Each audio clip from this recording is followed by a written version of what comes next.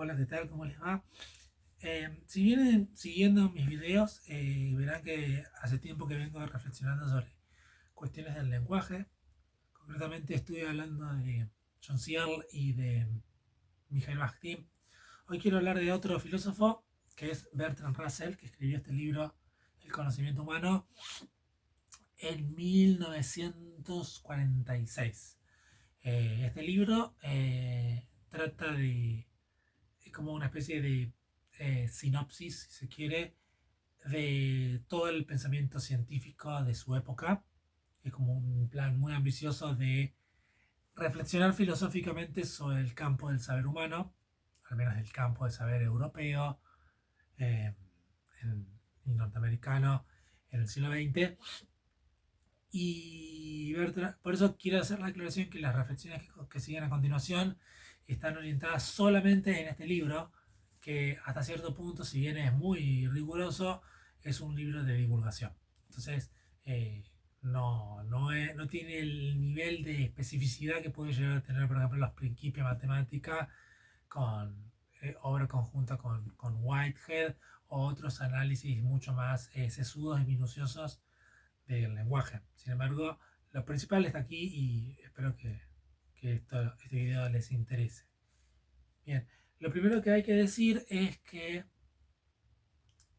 Russell plantea el problema de la publicidad.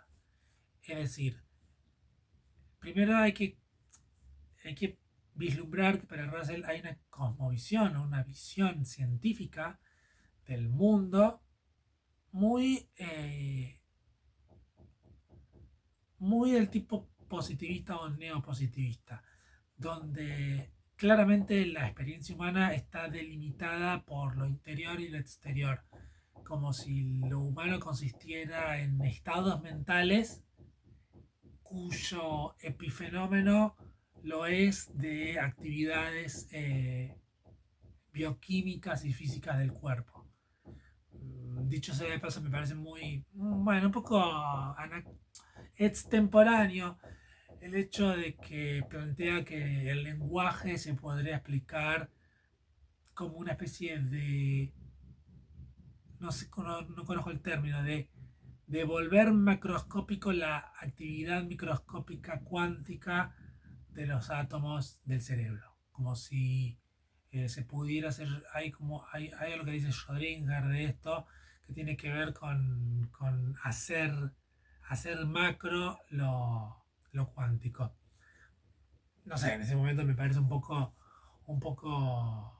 incómodo plantearlo en esos términos. Sin embargo, si uno se casa o se compromete con la idea de que tiene que explicar a ultranza todo mediante los discursos científicos, bueno, evidentemente hay una, hay un grave problema con respecto al determinismo y al liberalismo o libertarianismo, no en términos políticos, sino en términos de posición metafísica que plantea la cuestión de la libertad humana o la agencia humana. Entonces, ¿cómo se explica la agencia humana? Bueno, se explicaría en última instancia a nivel cuántico de cómo una partícula supermicroscópica del cerebro actúa para que se desarrolle un determinado pensamiento. Bueno, al margen de eso, para Russell hay una clara cuestión con respecto al mundo público. Y el mundo público, y esto es fundamental para entender la tónica de todo el libro de Russell, que utiliza el lenguaje como vehículo del conocimiento. No niega que hay una dimensión comunicativa en el lenguaje, pero sobre todo el lenguaje humano, para Russell, aparece como la formalización de una creencia de estados mentales. Yo tengo estados mentales y quiero de una manera formalizarlos de tal manera que se transmita la verdad de mi creencia o mi estado mental al enunciado que yo digo. Cuando yo tengo una creencia, por ejemplo, digo eh, el pullover es verde, entonces esa creencia de pullover verde es verdad si el hecho de que mi pullover es verde coincide con la creencia mía o la de quien me está viendo y es expresada fidedignamente mediante el lenguaje. Esto, de vuelta me voy un poco por las ramas, esto es muy distinto de lo que puede ser una perspectiva fenomenológica como la de Martin Heidegger, donde no se trata de formalizar lo que decimos, sino de experimentar la existencia. Cuando uno experimenta la existencia, se relaciona con el tiempo, se relaciona con los otros, se relaciona prácticamente en el mundo, se relaciona afectivamente. Todo eso está despojado de la filosofía de Russell. Russell escribe a mediados del siglo XX, es decir, mucho después que ya existiera el giro hermenéutico o el giro afectivo de Heidegger. Sin embargo, bueno, es sabido que siempre ha sido un parteaguas dentro de las tradiciones filosóficas, la cuestión lógica y la cuestión existencialista. Bueno, paso a explicar algunos conceptos que me parecen importantes de la noción del lenguaje de Bertrand Russell. Bien, empecemos por la idea clara, clave, fundamental, de que el lenguaje se funda en las definiciones ostensivas. ¿Qué es una definición ostensiva? Cuando yo señalo algo. Por ejemplo, si yo digo el pullover es verde, eso no es una definición extensiva porque estoy usando clases de palabras. Estoy usando sustantivos, pullover, estoy usando adjetivos, verde, para referir a algo, a un objeto del mundo físico. Sin embargo, no es lo mismo decir el pullover verde que decir esto. Cuando digo esto, estoy empleando una definición ostensiva. Cuando lo señalo, utilizo definiciones ostensivas. Bertrand Russell va a decir que las definiciones ostensivas son el modo en el cual los niños aprenden a hablar. Hay como una especie de equiparación con el mundo animal. Si bien el animal nunca va a establecer la misma capacidad lingüística, aparentemente, según Bertrand Russell, habría una especie de continuidad entre el mundo animal y el mundo humano. Esto, por ejemplo, dicho de paso, va a ser rebatido por la teoría de Noam Chomsky, que plantea que el lenguaje humano es una característica propiamente humana. Bien, en ese sentido esto es muy compatible con cierto conductismo. El conductismo, si bien Russell va a cuestionar la noción de conducta como lo único, si bien va a cuestionar que la conducta sea lo único observable y va a suponer que existe una capacidad humana de describir estados mentales introspectivos, de todas formas esto es muy coincidente con una visión fisicalista del humano. El humano entendido como organismo, pero no como organismo en términos hegelianos, sino como organismo en términos de cuerpo biológico. Entonces, lo primero son las definiciones ostensivas. Yo hablo de esto, aquello, eso. Y el punto es que a partir de las definiciones ostensivas se van creando un hábito de referir una determinada palabra a un determinado objeto o hecho del mundo. Así aprenden los niños y Russell va a continuar la teoría conductista, si se quiere, de que los niños socializan el lenguaje mediante la instalación de normas punitivas. Es decir, en términos no violentos en términos físicos, pero sí en términos de que el niño aprende que determinadas palabras o determinados conceptos están asociados al placer o al displacer o a la recompensa o al castigo. Entonces, progresivamente el lenguaje se va constituyendo como una red, como un entramado de emociones positivas y negativas, y las palabras significan algo y mediante el lenguaje expresamos esa emotividad. Pero en la base de todo eso está la cuestión de las definiciones ostensivas. Las palabras pueden constituirse como nombres propios y nombres de especie. Yo lo mencioné hoy temprano. Cuando digo nombres propios, me refiero a un término que refiere a un único objeto del mundo. Si yo digo Napoleón Bonaparte es un nombre propio que refiere a un objeto del mundo, que es ese individuo que vivió en el siglo XIX, el siglo XVIII, etc. Ya vamos a verlo con más detalle esto. Mientras que los nombres de especies son términos que se podrían considerar variables. Si yo digo pullover, pullover no es este pullover, sino cualquier objeto que reúne cierta serie de características que lo incluyen en la clase de los pullovers. Así como lo verde, así como lo naranja, así como lo negro. Esos son nombres de clases. Y fíjese que no es casual que esto claramente es un lenguaje logicalizable. Es decir, cuando yo hablo de nombres propios y de nombres de especie, evidentemente me estoy refiriendo a un lenguaje de primer orden donde existirían constantes y variables, o, o funciones, o predicados, o relaciones. En definitiva, siempre hay que tener en cuenta que Russell está pensando en esos términos.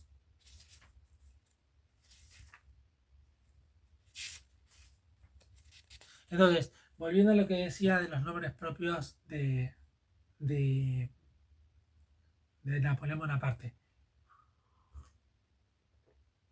El nombre funciona de distintas formas y Russell va a distinguir entre un enfoque metafísico, un enfoque sintáctico, un enfoque lógico y un enfoque físico. El enfoque metafísico es tradicional, tiene que ver con que los nombres remiten a sustancias. Es decir, si yo digo Bonchi, por ejemplo, Bonchi tiene una sustancia que es lo que yo soy, que no se remite solamente a mi cuerpo, sino a mi unidad en términos físico, eh, físico-mentales, es decir, mi cuerpo y mi mente, mi alma es esta unidad psicofísica que soy yo. Entonces, pero en definitiva hay como una noción de que existiría algo así como una sustancia Bonchi a la cual remitimos con el término Bonchi, que es un nombre propio. Pero la visión física del mundo va a negar esto, va a negar que existen sustancias, en todo caso va a hablar de un comportamiento físico mecánico de mis partículas. Es decir, si yo tengo átomos y moléculas que constituyen lo que yo soy, si llevamos ese pensamiento de sentido común hasta sus límites, no habría una distinción clara y definida mediante este dedo y todo el aire que lo rodea. Porque este dedo y el aire que lo rodea está cambiando totalmente energía y electrones permanentemente con el medio. Entonces, o materia con el medio. Hay pedazos de los átomos que se están desparramando por el aire. Entonces no existiría una especie de delimitación o demarcación de lo que yo soy. Entonces, al no haber sustancias, el nombre no podría referir a algo. Bueno, ¿a qué refiere eso? Ya lo vamos a ver. Quisiera detenerme en la cuestión del enfoque sintáctico que tiene que ver con la gramática. En la gramática existen categorías sintácticas, categorías léxicas y lo que él llama los términos sincategoremáticos. En términos de palabras de relación y palabras de términos, siempre existe una definición del significado en tanto referencialismo, es decir, yo puedo remitir a lo que esta palabra significa, por ejemplo, pullover diciendo esto es un pullover, o describirlo, etcétera, pero siempre hay una referencia. Esto puede llegar a ser hasta cierto punto compartido por Ferdinand de Saussure. No me voy a meter en eso. Pero el término es que el punto es que para Russell existen una serie de términos que son sin categorimáticos. Sin categorimáticos significa que no tienen categoría. Y si no tienen categoría es porque yo no puedo referirla mediante un objeto del mundo normal, del mundo físico. Yo no puedo decir que la preposición con significa algo, porque con no significa nada más allá de la relación de, por ejemplo, Bonchi con un pullover.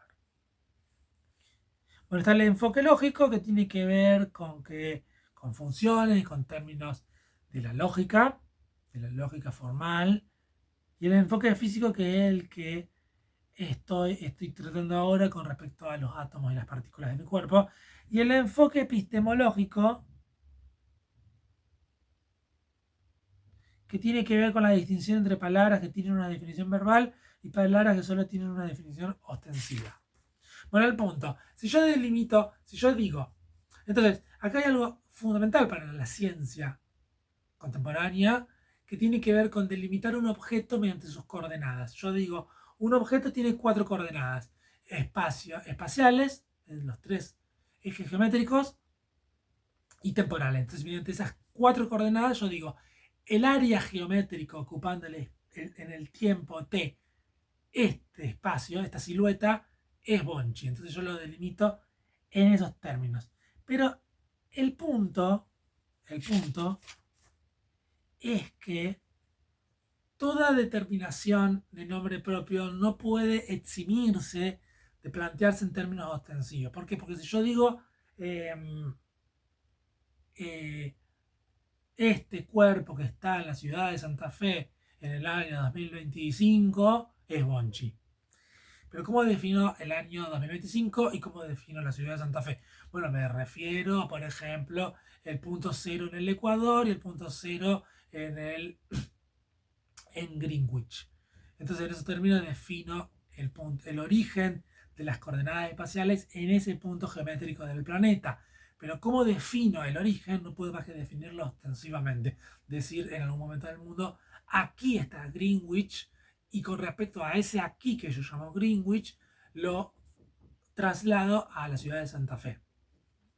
De la misma forma, en el tiempo yo planteo que en el año cero nació Jesucristo, si bien históricamente hay mucho debate al respecto, yo digo, en algún momento del tiempo se fijó el calendario donde en el año cero pasó tal cosa y desde ahí empezamos a contar la era cristiana. Al contar la era cristiana, lo vinculo al 2025 y me remito a esta coordenada.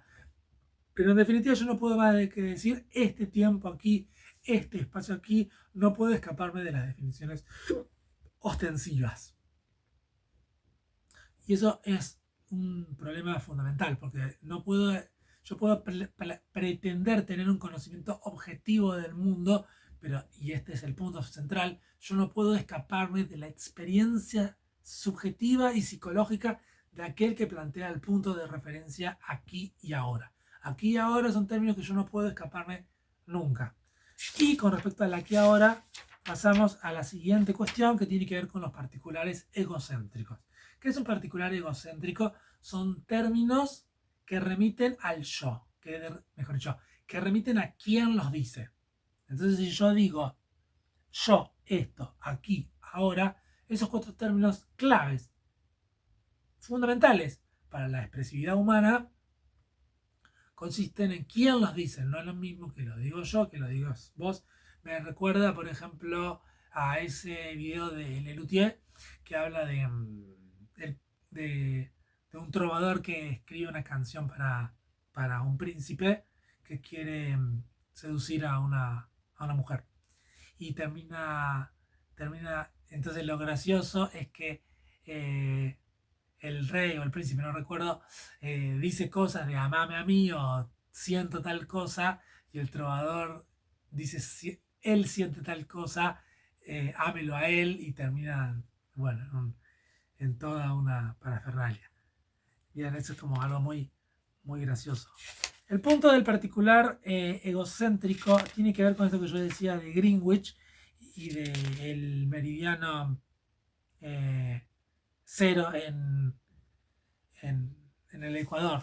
Tiene que ver con que yo no puedo escaparme de la representación deíctica de decir esto aquí, esto allá. Pasemos al siguiente punto. Que un poco lo anticipé al principio del video. Una creencia tiene que ver, para Russell, con una especie de disposición casi animal con respecto al comportamiento. Si yo digo aquí hay comida o aquí hace frío o aquí hace calor, ese tipo de creencias son inmediatas, instantáneas, espontáneas. Yo no las puedo más que admitir como una verdad porque yo las siento espontáneamente. Si bien Russell va a criticar cierto intelectualismo donde supone que las creencias para cierta filosofía tiene que ver con el lenguaje, tiene que ver con las máximas, tiene que ver con la ontología, la metafísica, la ciencia, Russell va a decir que la creencia tiene que ver con algo mucho más animal, como el comportamiento físico del mundo.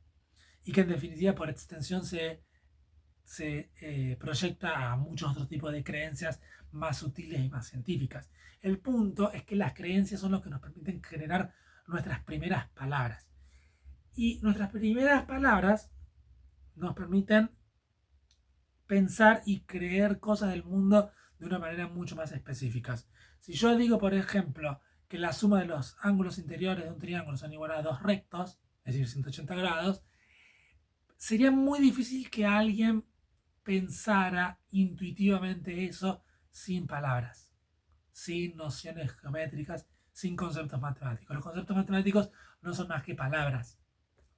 Entonces, si yo no tuviera el concepto de triángulo, si no tuviera el concepto de ángulo, si no tuviera el concepto de recto, sería muy difícil que usted llegara a esa intuición que hoy la sabe un escolar de escuela primaria.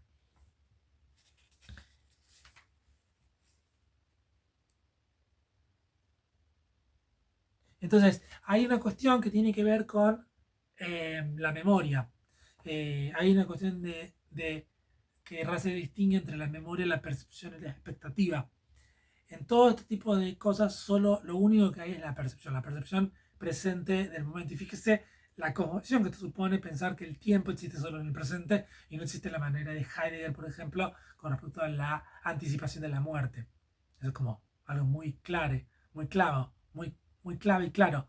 Tiene que ver con que el tiempo es pensado como variable matemática objetiva y no como experiencia intrasubjetiva auténtica. Entonces, en ese sentido, yo cuando experimento algo, tengo una creencia de eso que experimenté. Entonces yo digo, ayer llovió, yo tengo un recuerdo de que ayer llovió y mediante el lenguaje lo expreso de una manera temática y pretendo que ese enunciado sea verdadero porque coincide con la creencia que yo tuve de la lluvia de ayer. De la misma manera que yo tengo la expectativa de que mañana será un día soleado, yo tengo esa anticipación y la expreso mediante el lenguaje. Bien, después hay una cuestión que tiene que ver con las oraciones. Aquí nos metemos en la gramática que se estudiaba en la época de Russell. En esta época todavía no existía la pragmática que vimos en otros videos. Y se piensa más bien en términos de la estructura gramatical eh, objetiva de los términos. Entonces tenemos oraciones del tipo presente, pasada, futura, interrogativa, optativa, negativa. Entonces son términos que yo podría expresar o describir morfosintácticamente o semánticamente mediante la gramática que manejaba Russell en esta época. Bueno, esto de la creencia ya lo expliqué varias veces.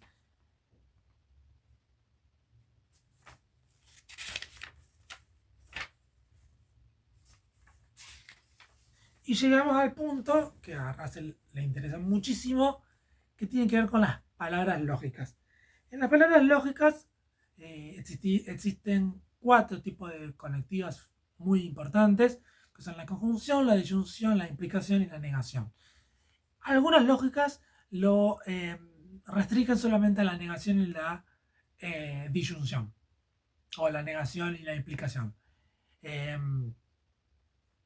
Esto puede ser debatible, cuál es la utilidad de los conceptos, pero Russell va a decir que estos términos lógicos, a diferencia de una lógica más axiomática o más, sí, que plantee que el sistema es una convención social y no la realidad autoevidente, como podría llegar a pensar Euclides,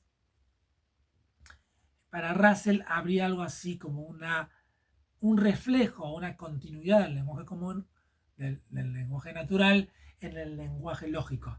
Entonces, cuando yo digo el no, por ejemplo, yo digo este pullover no es rojo, cuando yo digo este pullover no es rojo, estoy afirmando algo del mundo mediante conectivas lógicas, la conectiva de la negación.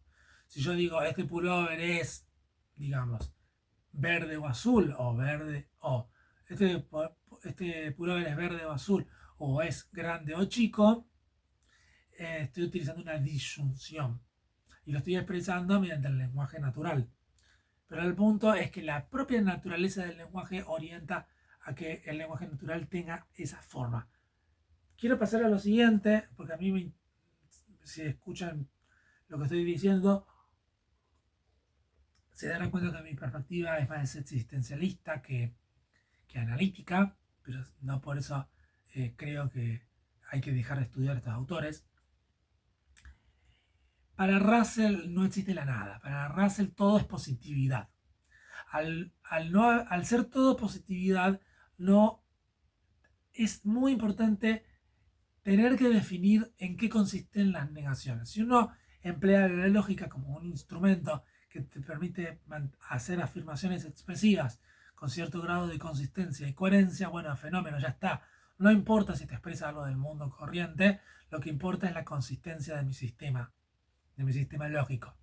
Russell va a plantear que la lógica expresa el mundo. Entonces, al no existir la nada, al ser todo positivo, al ser todo, digamos, ser, al ser todo ser y al no haber nada, no hay forma de explicar las oraciones negativas.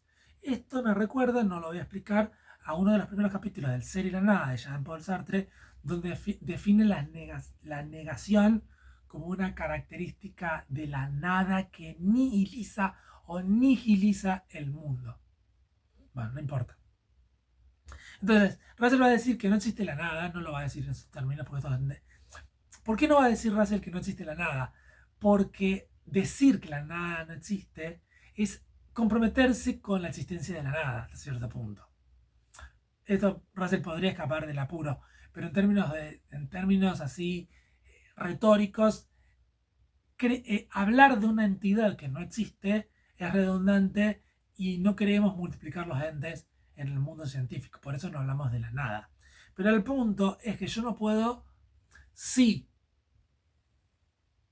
los enunciados derivan de creencias del mundo o de hechos del mundo y no existe algo así como un hecho negativo, no puede existir algo así como un enunciado negativo. Entonces yo no puedo decir, entonces, si yo digo, este pullover no es rojo, usted puede entender lo que le estoy diciendo, pero en términos referencialistas, no hay algo así como la no rojeidad del pullover que yo tengo. Usted no está experimentando el no rojo, lo no rojo de mi pullover. Usted está entendiendo la consistencia de mi lenguaje formal. Russell va a decir que no es contradictorio esto, pero que lo importante es la continuidad de las creencias. Es decir, lo que yo niego no es que este pullover sea rojo, sino mi creencia de que esto sea rojo.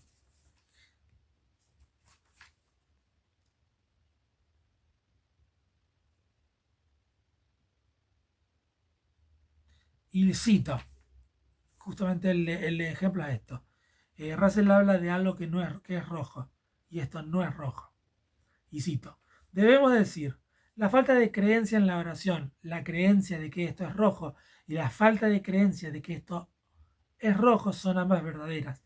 Es siempre verdadera. Parece que de este modo podemos reemplazar no y falsedad por falta de creencia y la verdad de una falta de creencia.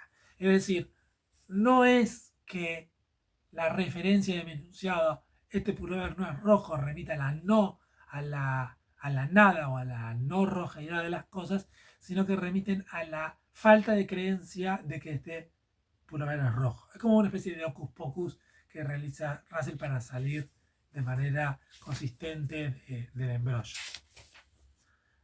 Por último, no es el último capítulo de la parte, pero es lo último que voy a decir. Russell va a hablar de dos tipos de cuantificadores que son muy importantes, que son el cuantificador universal y el cuantificador existencial. Bien, el cuantificador universal es cuando yo digo todos los hombres son mortales. Si yo digo algún hombre es calvo, estoy planteando un cuantificador existencial. El punto es que los cuantificadores universales y los cuantificadores existenciales derivan de las mismas formas de creencias que vimos con las conectivas lógicas de la disyunción y la negación. Entonces, cuando yo planteo el todos, lo que hago es elaborar un enunciado que reúne una conjunción de otros enunciados. Si yo digo, por ejemplo, José es mortal, Pepe es mortal, Romina es mortal, todos los hombres son mortales, o todos los seres humanos son mortales. Pero el punto es que en general no tenemos una clasificación completa de todos los hombres. O todos los. No es que yo pueda atribuirle la mortalidad a todos los hombres, porque efectivamente no es cierto que todos los hombres hayan muerto. Y si no es cierto que todos los hombres hayan muerto, entonces yo no puedo atribuir con absoluta analiticidad el enunciado de todos los hombres son mortales. Eso es lo que se llama una enumeración completa. Cuando yo tengo un universo del discurso, utilizo una enumeración completa de los elementos de ese universo para discernir o discriminar si mi enunciado es verdadero o falso, y lo puedo generalizar o inducir. Hay una relación entre los cuantificadores universales y los cuantificadores existenciales, y tiene que ver con que uno es la negación del otro. La negación de uno es la afirmación del otro. Mejor dicho, si yo digo todos los hombres son mortales, eso es lo mismo decir no es cierto que no existe un hombre mortal.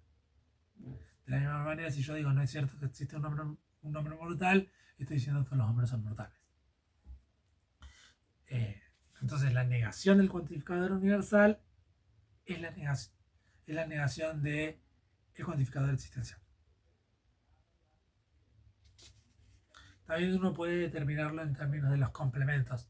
Es decir, esto no lo dice Russell, pero bueno, yo puedo yo puedo emplear el cuantificador existencial de un complemento de otro término. Quiere decir, yo puedo decir, existe algún pullover que no es rojo. Si yo digo existe algún pullover que no es rojo, no es lo mismo decir, no existe algún pullover rojo. Bueno, es como todo un embrollo.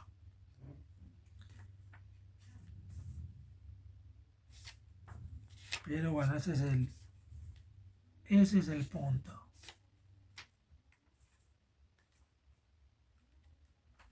Y el punto es que